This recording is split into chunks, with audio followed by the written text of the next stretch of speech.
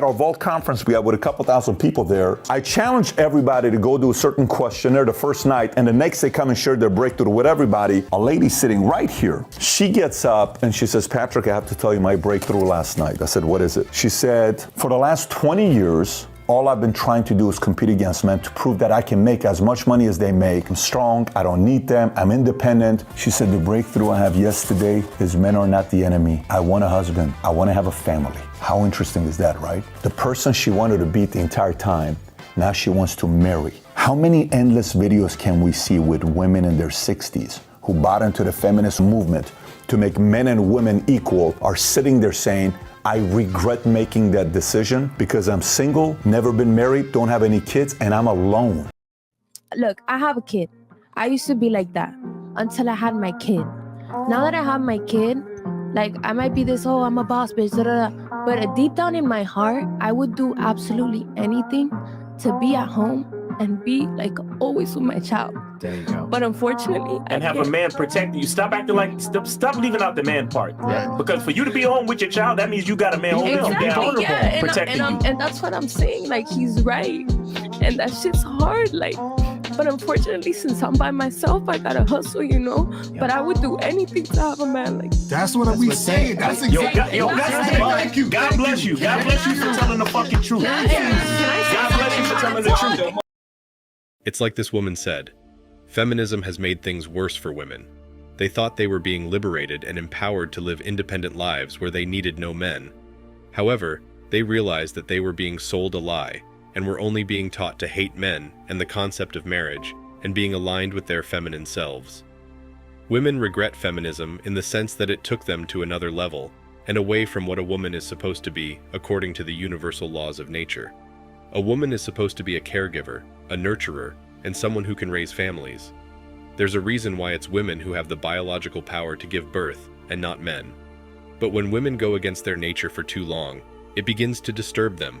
It begins to make them realize that they are wasting their time doing things that men are supposed to do and avoiding the things that they should be doing. Men don't go about trying to raise children and become feminine to care for children. They're perfectly happy being who they are and doing what they're supposed to do, to be providers and protectors. They don't try to become women or take on the responsibilities of a woman. A woman wanting to be the provider is like a man complaining about his inability to give birth to a child. So, while feminism did bring a lot of growth for women and empowered them to pursue better and more independent lives, feminism failed to draw a boundary between the level of independence and freedom of being. It made women want to become men and eventually despise men for being masculine. Yes, feminism hates masculinity. That's the real truth. Also, if you go through social media today, you'll see tons of videos from women who are hitting the wall and realizing how wrong they were to not start their families early on and settle down. They're complaining about how men are not giving them the attention and validation that they used to, and instead are choosing younger women to start families with. All in all, feminism couldn't liberate women like it set out to, because liberation isn't financial freedom. It's making women feel comfortable in being who they are and being comfortable showing their feminine side.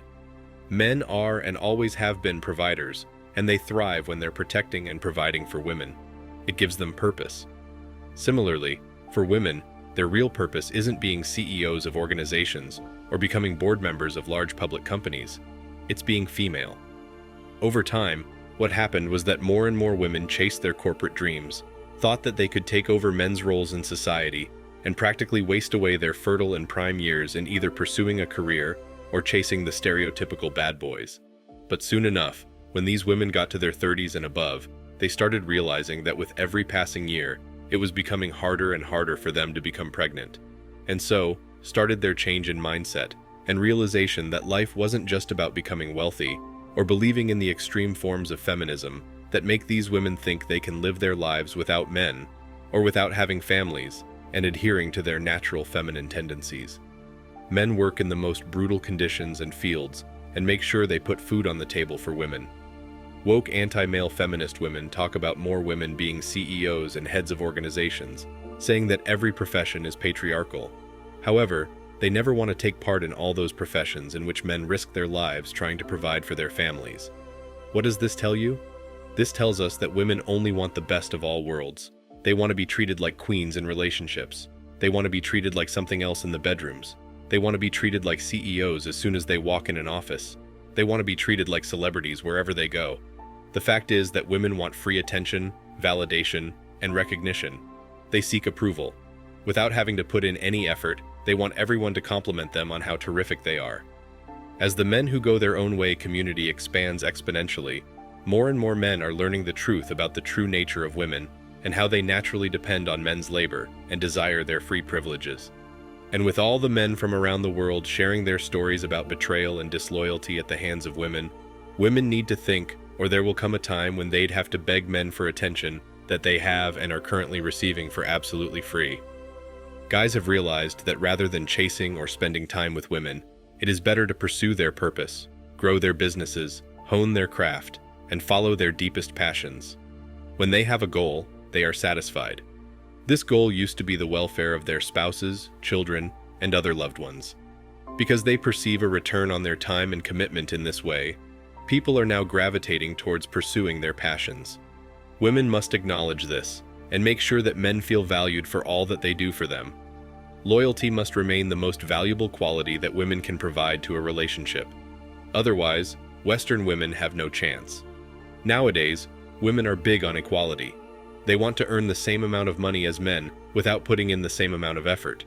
They advocate for equal rights everywhere, but are silent regarding the extent of their contribution needed to obtain such rights. Their entire conception of equality has flaws.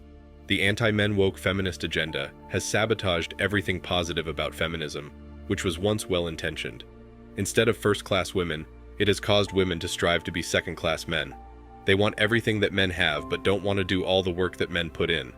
I'll be all for equality when women join men as coal miners or as bricklayers. That's equality. So it really is a no-brainer that women lack perspective and empathy. They don't realize how hard men have worked throughout history to ensure the setting up of basic infrastructure, to setting up sophisticated technologies that all of us use in cities around the world. From basic sewerage to ready access to water inside homes, electricity, gas, and constructing roads, telecommunication towers, and buildings. Men fight wars in the worst possible scenarios and do everything they possibly can to make sure women and children are safe from harm. And yet, we have these entitled women who think they don't need men to survive and that women can do everything themselves.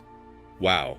If modern women expect the red carpet to be rolled out for them in society and by men all the time, why do they feel entitled to it? What are they bringing to the table? Let's find out. Women bring a lot of things to the table according to them, and the biggest thing they talk about is their intimacy. But you know what? If you ask women what else they bring to the table apart from intimacy, they have nothing else to talk about.